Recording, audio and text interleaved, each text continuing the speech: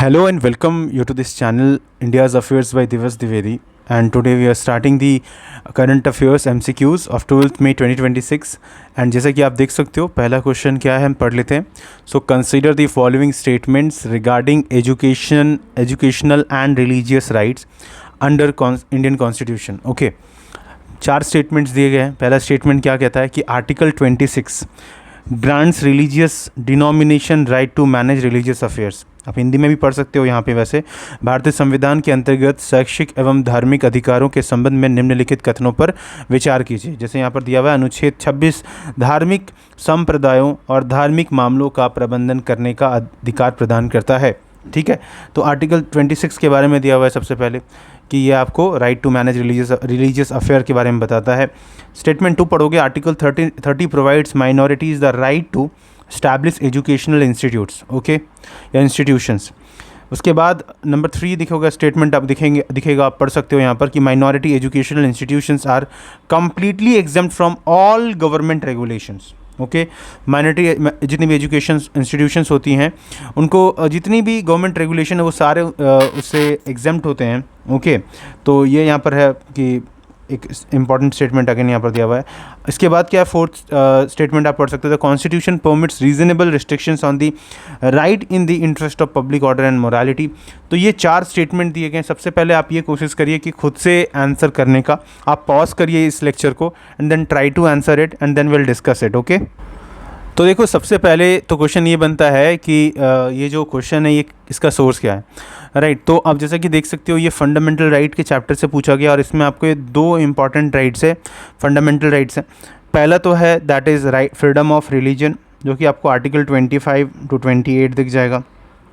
Okay, and then आपके पास में education that is cultural and educational right दिखता है. ओके, सो अगेन आर्टिकल 29, 30 आपका ये इंपॉर्टेंट हो जाता है यहाँ पर, राइट. इस वजह से इसके बारे में आपको अच्छे से पता होना चाहिए. Questions many time these are asked. Okay, तो सोर्स समझ में आ गया. अब हम लोग यहाँ पर क्वेश्चंस को डिस्कस करते हैं. सबसे पहले आर्टिकल 26 के बारे में बताया गया है कि क्या आर्टिकल 26 ग्रांट करता है religious denomination denominations the right to manage religious affairs. So देखो आर्टिकल 26 जब हम देखते हैं और जब रिलीजियस डिनोमिनेशन कहते हैं, रिलीजियस डिनोमिनेशन का मतलब क्या होता है सबसे पहले तो ये हम यहाँ पर समझ लेते हैं. ओके, एक मिनट. हाँ, सो रिलीजियस डिनोमिनेशन मैं आपको समझा देता हूँ इसका मीनिंग क्या है. देखो जब बात रिलीजियस डिनोमिनेशन की कर रहे हैं that means a religious denomination means a group having common faith. Let's say common faith हो. ओके, कॉमन ऑर्गेनाइजेशन हो, डिस्टिंक्ट नेम हो सकता है, it can be but distinct name. Okay, for example Ramakrishna mission हो गया, आनंद मार्ग हो गया. तो एग्जाम्पल के लिए मैंने बताया आपको there are different religious sects within like for example Hinduism, Islam, Christianity, right, Sikhism. तो ये चीज़ आपको दिखेगा. सो आर्टिकल 26 क्या रिलीजियस डिनोमिनेशन को right to manage religious affair देता है? तो yes, this one is absolutely correct. तो ये स्टेटमेंट सही है, बिल्कुल देता है. ओके, तो क्या क्या देता है? पहली बात तो है for example to establish and maintain institution. यहाँ पर example temple, ashram, monasteries, religious school बन सकती हैं. ओके, तो वो एक चीज़ है. तो क्या हमने पढ़ा? They can establish and maintain institutions, establish and maintain institutions. Okay, like temple, ashrams. Okay, then they can also manage their own religious affairs. Okay, for example their religious rituals, religious customs, method of worship. They can own and acquire property also. They can also administer the property according to law. तो ये सब कुछ article 26 के अंतर्गत आपको पता चलता है and this is absolutely correct, कोई दिक्कत नहीं है. अगला स्टेटमेंट को हम यहाँ पर देखते हैं. Article 30 provides minority the right to establish the educational institutes. Article 30 के अंतर्गत आपका जो आर्टिकल 29 to 30 है इसमें आपको दिखता है कि means it protects the minorities basically. अब माइनॉरिटीज़ का मतलब क्या होता है? देखो कई लोग सोचते हैं कि माइनॉरिटीज़ का मतलब सिर्फ जो होता है वो रिलीजियस माइनॉरिटीज़ होता है, सिर्फ रिलीजियस माइनॉरिटीज़ होता है. सिर्फ ऐसा बात नहीं है, इसमें और भी होता है. इसमें लिंग्विस्टिक माइनॉरिटीज़ भी कवर है. ठीक है, like for example Muslims, Christian, Sikhs, for example Tamils in some states, Bengali speaking groups in certain regions.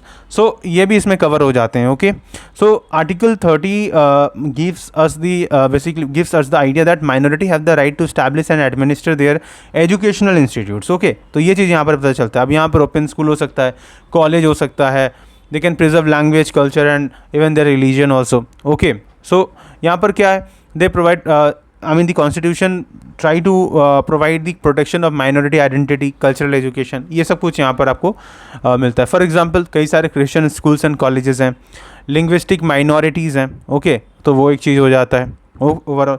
सो क्या आर्टिकल 30 प्रोवाइड करता है minority the right to establish educational institutes? Yes, absolutely correct कि बिल्कुल करता है ये. ओके, स्टेटमेंट 3 की तरफ आते हैं.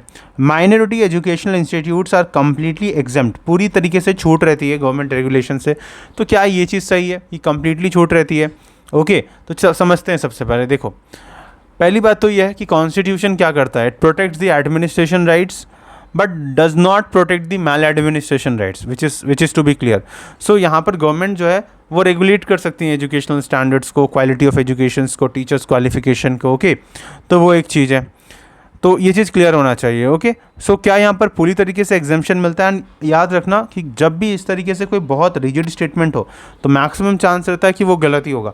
सो minority educational institutes are completely exempt? No, they are not completely exempt. There are many institutions that are owned even sponsored and run by the with the help of state government itself, right. तो वो भी है. So government का regulation रहता है यहाँ पर. Okay, तो ये स्टेटमेंट क्या हो जाएगा? गलत हो जाएगा. 3 स्टेटमेंट अब यहाँ से एलिमिनेट कर सकते हो, ये गलत हो गया, ये गलत हो गया 3 वाला. तो आंसर निकल सकता है सीधा 1, 2 एंड 4. एंड ये सही है. The constitution permits reasonable restriction on right in the interest of public order and morality. कुछ रीजनेबल रिस्ट्रिक्शंस लगा सकते हैं, जाहिर सी बात है, पब्लिक ऑर्डर को मेंटेन करने के लिए. So that is absolutely correct, right. So clear है ये चीज़ आपका. ओके, अगले क्वेश्चन की तरफ हम बढ़ते हैं. अगला क्वेश्चन क्या कर रहा है? क्वेश्चन नंबर 2 की तरफ आए थे. ICBA से पूछा गया है, that is international big cat alliance, that ICBA was launched by India primarily for the conservation of what? किस चीज़ के कंजर्वेशन के लिए? ओके, सो बहुत ही सिंपल सा क्वेश्चन है ये, सबसे पहले आप ट्राई करो. ओके, तो देखो, आई होप आपने आंसर इसका दे दिया होगा. चलिए इसे डिस्कस करते हैं. So ICBA stands for international big cat alliance. It is a global initiative that is launched by India for the conservation and protection of world's, लिख लो, world's 7 big cat species. Okay, and India announced this initiative in 2023 during the celebration of 50 years of Project Tiger. Okay, 50 साल पूरा हुआ था project tiger का, successful था बहुत ज़्यादा हम, तो हमने ये इनिशिएटिव लॉन्च किया था IBCA. तो अब क्वेश्चन उठता है कि वो जो 7 आपका मतलब बिग कैट्स है वो क्या क्या है? एक एक करके अगर हम बात करें, यहाँ पर ही लिख देते हैं एक एक करके. सबसे पहले जो है टाइगर है. ओके, टाइगर है, ये से एपेक्स प्रेडेटर कहा जाता है. Then we have lion. Okay, similarly we have leopards. Then we have snow leopard. Similarly we have cheetah, jaguar, and then 7th we have puma. Okay, इसे mountain lion भी कहा जाता है. ओके, तो ये वो 7 इम्पॉर्टेंट बिग कैट स्पीसीज़ हैं जिसके प्रिजर्वेशन के लिए, प्रोटेक्शन के लिए कहीं ना कहीं ये इनिशिएटिव लिया गया था, क्योंकि बहुत चैलेंजेस फेस करते हैं, जैसे कि ये एनिमल्स पोचिंग हो गया, हैबिटेट डिस्ट्रक्शन हो गया, climate change, human animal conflict, illegal wild life trade, ये सब कुछ कहीं ना कहीं ये फेस करते हैं. And for that reason only it is been done. Okay, and project tiger के बारे में बात किया जाए, ये 1973 का इनिशिएटिव था. Okay, and to save the Bengal tigers in India and becomes the world's most successful wildlife conservation program. Okay, तो ये चीज़ याद रखिएगा आप. क्लियर है? चलिए अब हम आगे बात करते हैं. ओके, तो इसका आंसर क्लियर है, आप समझ गए होंगे क्या होगा. बिग कैट स्पीसीज होगा, सी होगा आंसर. आगे बढ़ते हैं क्वेश्चन नंबर 3 की तरफ में. क्वेश्चन नंबर 3 क्या देख लेते हैं. Consider the following statement regarding the rural employment programmes in India. Okay, so rural employment programme से रिलेटेड ये क्वेश्चन है. ओके, तो क्या है, एक बार क्वेश्चन को पढ़ लेते हैं. MG नरेगा, हालांकि इसे अभी रिसेंटली जी राम जी का टैग दिया गया है। Okay, so MG NREGA provides a legal guarantees of wage employment. MG NREGA is a demand driven programme. Social audit is associated with MG Narega implementation, and rural employment scheme has no role in the reducing that is migration. तो हिंदी में भी पढ़ सकते हैं कि भारत के ग्रामीण रोजगार कार्यक्रमों के संबंध में निम्नलिखित कथनों पर विचार कीजिए। इसमें मनरेगा के बारे में बताया गया है कि मनरेगा मजदूरी आधारित रोजगार की कानूनी गारंटी प्रदान करता है। मनरेगा एक मांग आधारित कार्यक्रम है। सामाजिक अंकेक्षण मनरेगा के कार्यान्वयन से जुड़ा हुआ है और ग्रामीण रोजगार योजनाओं की प्रवासन कम करने में कोई भूमिका नहीं होती है, यहाँ पर बताया जा रहा है। तो ये आप इसका आंसर सबसे पहले देने की कोशिश करिए, फिर हम इसे एक्सप्लेन करते हैं। तो देखो, आई होप आपने आंसर इसका दे दिया होगा। तो एमजी नरेगा के कंटेक्स्ट में जब हम बात करते हैं तो इसका फुल फॉर्म क्या होता है? फुल फॉर्म होता है Mahatma Gandhi national rural employment guarantee act. अब जिसका नाम अभी रिसेंटली चेंज कर दिया गया है। अब ये 1 जुलाई से विकसित भारत ग्रामीण रोजगार मिशन जी राम जी, जैसे BV जी राम जी का नाम दिया गया है। ओके, तो ये चीज़ ध्यान रखिएगा। Now this rule scheme notification and guideline under MG NREGA will stand replace from effective date that is 1 July. Okay, and इसमें क्या है कि थोड़ा चेंजेस किए गए हैं एमजी नरेगा के। बेसिकली यहाँ पर क्या है कि ये जी राम जी है जो है ये पहले 100 डेज़ ऑफ एम्प्लॉयमेंट गारंटी था, अब इसको 120 दिन कर दिया गया है। ठीक है, और अभी ज़्यादा फोकस है कि रूरल डेवलपमेंट जो है उस पर ज़्यादा ध्यान दिया जाए। ओके, सो रूरल डेवलपमेंट में खास करके इंफ्रा डेवलपमेंट, जो इंफ्रास्ट्रक्चर का डेवलपमेंट है, उस पर ज़्यादा ध्यान देने की बात की गई है। And again it is a demand based rural employment model. Okay, अब यहाँ पर क्या होता है कि जब हम एमजी नरेगा के बारे में बात करते हैं तो ये 2005 में वैसे स्टार्ट हुआ था एंड ये लीगल गारंटी देता था 100 डेज़ का, ओके, ऑफ वेजेस का। एंड की फीचर्स क्या थे? तो इट इज़ इसमें राइट बेस्ड लेजिस्लेशन थे, डिमांड ड्रिवन प्रोग्राम था, सोशल ऑडिट मैकेनिज्म था, रूरल लिवरेज सिक्योरिटी था। हालांकि कुछ प्रॉब्लम्स भी थे, जैसे कि इसका कोई लीगल अकाउंटेबिलिटी नहीं था, करप्शन था, स्टैट्यूटरी एम्प्लॉयमेंट गारंटी जो था वो सही से मिलता नहीं था। ओके, तो अगेन इसमें कई बार पैसा नहीं दिया जाता था सही से, धांधली भी बहुत होता था लोकल लेवल पे, तो वो सब कुछ यहाँ पर दिक्कत था ओवरऑल, राइट। तो इस चीज़ को बेटर करने की ज़रूरत है, वही यहाँ पर है। अब इस क्वेश्चन को आप पढ़ोगे तो इजीली आप समझ सकते हो कि MG NREGA provides a legal employment guarantee act means legal guarantee of wage employment. तो yes, this one is absolutely correct. MG NREGA is a demand driven programme, yes correct. Social audit is associated with MG NREGA implementation, yes, social audit तो किया जाता है। लेकिन ये 4 statement गलत है कि rural employment scheme have no role in reducing migration. ये तो गलत बात है ना कि माइग्रेशन को नहीं रोकते, तो रोकेगा ही, जाहिर सी बात है। अगर एम्प्लॉयमेंट मिलेगा विलेज में तो लोग उसमें ज़्यादा टाइम देंगे, काम करेंगे। So this statement is itself actually wrong because rural employment programs help to reduce distress migration. Okay, so this should be clear. समझ में आया आपको? चलिए, तो ये 3rd नंबर वाला क्वेश्चन क्लियर है आपका। आगे बढ़ते हैं हम लोग अगले क्वेश्चन की तरफ में, क्वेश्चन नंबर 4 की तरफ में। ओके, अच्छा, वेट, माइनॉरिटी एजुकेशन, तो ये रिपीटेड क्वेश्चन है, डोंट पुट इट। ओके, इसको आप रहने दीजिए। क्वेश्चन नंबर 5 देख सकते हैं कि consider the following statement regarding the waste management in India. So waste management से रिलेटेड ये क्वेश्चन है। ओके, इसे देख लेते हैं यहाँ पर क्या बोला जाता है। ओके, तो क्वेश्चन क्या बोल रहा है कि segregation at source is an important principle of solid waste management. Decentralisation waste management can reduce the transportation and landfill burden. Informal waste workers play no role in urban waste cycling system. Okay, तो again आप इस question को सबसे पहले try करिए, बहुत ही simple सा question है। यहाँ पर आप पढ़ सकते हो कि भारत में ठोस जो उपरिष्ट प्रबंधन है सॉलिड वेस्ट मैनेजमेंट के संबंध में निम्नलिखित कथनों पर विचार कीजिए। हिंदी में आप इसे पढ़ के आंसर देने की कोशिश करिए।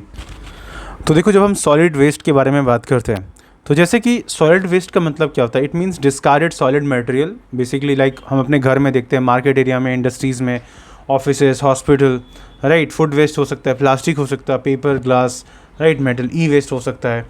सो basically it refers to collection, segregation, आप लिख सकते हो उसका definition, basically collection, segregation, okay, transportation, processing, recycling, okay, and disposal of waste scientifically. गोल क्या है कि शहर को साफ रखना है, क्लीन रखना है, पॉल्यूशन कम है, हेल्थ एंड एनवायरनमेंट को प्रोटेक्ट किया जा सके, राइट। सो यही चीज़ यहाँ पर है। तो segregation at source is an important principle of solid waste management, yes this is correct, okay, because separate करना पड़ता है वेस्ट को सबसे पहले, एंड खास करके जैसे वेट वेस्ट क्या है, ड्राई वेस्ट, हैजार्डस वेस्ट, इसको अलग करके फिर उसको डिस्पोज किया जाता है, राइट। तो ये याद रखना है, जैसे कि अगर वेट या फिर बायोडिग्रेडेबल जो है, जैसे कि फूड हो गया, वेजिटेबल हो गया, दिस आर बायोडिग्रेडेबल, लेकिन इस तरीके से प्लास्टिक हो गया अगर लेट से, तो वो तो मतलब रिसाइकलेबल नहीं होते हैं कई बार, और वो एक बड़ा दिक्कत होता है, राइट। तो एंड बायोडिग्रेडेबल नहीं होते हैं, उससे क्या रिसाइकल किया जा सकता है, तो यस प्लास्टिक को रिसाइकलेबल किया जा सकता है, पेपर को किया जा सकता है, ग्लास को किया जा सकता है, राइट। कुछ हैजार्डस भी होते हैं, जैसे कई बार बैटरीज है, केमिकल्स होते हैं, तो वो सेपरेट करना पड़ता है आपको, सबसे पहले सेपरेट हो गया, उसके बाद आप फिर आगे प्रोसेस उसका करते हो, okay. Decentralised waste management can reduce the transportation and landfill burden. तो ये ज़रूरी है, right. What is decentralise management in waste management? तो देखो होता क्या है कि waste is processed near the place where it is generated rather than transporting all waste to a distance landfill. तो कई बार क्या होता है कि जहाँ लोकल एरिया में वहीं पर आपको कंपोस्टिंग यूनिट बनाना चाहिए, कम्युनिटी बायोगैस प्लांट बन सकता है उससे, वार्ड लेवल पे रिसाइकलिंग सेंटर होना चाहिए, जिससे ट्रांसपोर्टेशन का कॉस्ट डेफिनेटली रिड्यूस होता है। तो decentralise waste management can reduce the transportation and landfill burden, definitely it is correct, okay. तो ये स्टेटमेंट भी सही है यहाँ पर। इनफॉर्मल, इसके बाद क्या बोल रहा है कि आपका स्टेटमेंट 3 की informal waste worker plays no role in urban waste recycling system. तो एक गलत बात है, बिकॉज इनफॉर्मल वेस्ट वर्कर्स होते हैं, ये क्या करता है, रैक पिकर्स होते हैं, कबाड़ी वाला होता है, स्क्रैपर्स होता है, स्क्रैप कलेक्टर्स होता है, वेस्ट सॉर्टर्स होता है। तो ये लोग क्या करते हैं, ये लोग काम करते हैं outside the formal government system, okay. And ये प्लास्टिक, पेपर, मेटल, ग्लास, ये सब कलेक्ट करते हैं, राइट। एंड फिर वो कहीं ना कहीं ऑब्वियसली वो कंट्रीब्यूट करते हैं इनफॉर्मली, डेफिनेटली बहुत ज़्यादा, ओके। लाइक फॉर एग्जांपल कबाड़ी वाला आते हैं तो वो न्यूज़पेपर हो गया, बोटल्स हो गया, मेटल स्क्रैप्स होता है, वो आपसे खरीद के लेके चले जाते हैं, फिर वो भी सेल करते हैं आगे जाके, और जो आगे जाके क्या होता है, रिसाइकल प्रोसेस से गुजरता है, राइट। तो डेफिनेटली ये एक चीज़ है। हालांकि ये जो इनफॉर्मल वेस्ट वर्कर्स होते हैं, इनको ये they are very prone to specifically health risk, okay. इनका कोई सोशल सिक्योरिटी नहीं रहता है, पुअर वर्किंग कंडीशन रहता है, डेफिनेटली अब अनहाइजीनिक तो होता ही है। तो ये आपका थर्ड स्टेटमेंट जो है ये गलत है यहाँ पर, बाकी दोनों सही है, तो आंसर जो हो जाएगा वो 1 और 2 हो जाएगा। I hope this is clear to you. Then यहाँ पर क्वेश्चन नंबर 6, एक बार इसे पढ़ लेते हैं। Consider the following statement regarding India Vietnam relation. India और वियतनाम रिलेशन के बारे में पढ़ लेते हैं। So Vietnam is an important partner in India's act east policy, first statement. Maritime security cooperation is a major pillar of India Vietnam relation. And then बोला गया कि ASEAN centrality is important to India's Indo Pacific vision, ये third statement कहा गया, okay. सो ये जो आप statement यहाँ पर हिंदी में भी पढ़ सकते हैं, हिंदी मीडियम वाले, लाइक भारत वियतनाम संबंधों के संबंध में निम्नलिखित कथनों पर विचार कीजिए, ठीक है। तो ये आप पढ़ सकते हैं यहाँ से। एंड सबसे पहले इस क्वेश्चन को ट्राई करने की कोशिश कीजिए, इंडिया वियतनाम रिलेशन न्यूज़ में रहा है, ओके। तो देखो यहाँ पे सबसे पहला क्वेश्चन ये है कि अभी ये न्यूज़ में क्यों है। तो अभी हाल ही देखो प्रेसिडेंट वियतनाम के जो प्रेसिडेंट है ना, प्रेसिडेंट ऑफ वियतनाम, सो ये इंडिया विजिट पर आए थे। एंड प्रेसिडेंट कौन है, तो लिख लो, तो लैम है, ओके, तो लैम। तो ये भारत आए हुए थे, ओके। एंड बेसिकली यहाँ पर एक कॉम्प्रिहेंसिव स्ट्रैटेजिक पार्टनरशिप वापस से रखा गया। And you know that Vietnam is a very important player and key pillar of India's act east policy and vision SAGAR also, okay. तो ये चीज़ इंपॉर्टेंट हो जाता है। तो क्या की विज़िट था, बायलैटरल पार्टनरशिप, कहीं ना कहीं यहाँ पर बायलैटरल टॉक्स हुए हैं, राइट। स्ट्रैटेजिक पार्टनरशिप के ऊपर में बात किया गया है, ओके। सो ये कुछ चीज़ें इंपॉर्टेंट हो जाती हैं। एट द सेम टाइम यहाँ पर एक और टर्म है, दैट इज़ AITIGA, ठीक है। AIT का क्या है, so it is ASEAN India trade in goods agreement, okay. तो ये इस पर भी बात किया गया है। And both side agreed to accelerate and review the like updating of the ASEAN India trade in goods agreement by the end of 2026. Okay, अब इससे क्या होगा कि सप्लाई चेन जो है वो ज़्यादा बेहतर होगा. ओके, फिर इंडो पैसिफिक ओशन इनिशिएटिव आईपोई के लिए यहाँ पर इंपॉर्टेंट वियतनाम इंपॉर्टेंट हो जाता है because of defence and maritime security. देखो, जब हम बात वियतनाम की करते हैं, ओके, सो वियतनाम का जब आप बॉर्डर देखोगे इधर पे, तो एक तरफ में आपको क्या दिखेगा, डेफिनेटली साउथ चाइना सी इधर है. Okay, south China sea. And फिर फर्दर अगर हम बात करें किन कंट्रीज़ के साथ में शेयर करता है, जैसे कि कंबोडिया हो गया.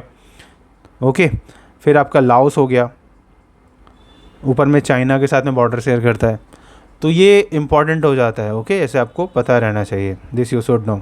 ओके, नाउ जब हम बात करते हैं थाईलैंड के कंटेक्स्ट में, स्पेसिफिकली सॉरी वियतनाम के कंटेक्स्ट में, तो ये चीज़ याद रखना कि यहाँ पर मैरीटाइम सिक्योरिटी बहुत ज़्यादा मेजर रोल प्ले करेगा. ओके, एंड स्पेसिफिकली जब हम बात करते हैं डेवलपमेंट कोऑपरेशन में के रेस्पेक्ट में, तो एक काफ़ी इम्पॉर्टेंट इनिशिएटिव था, that is Mekong Ganga cooperation, MGC,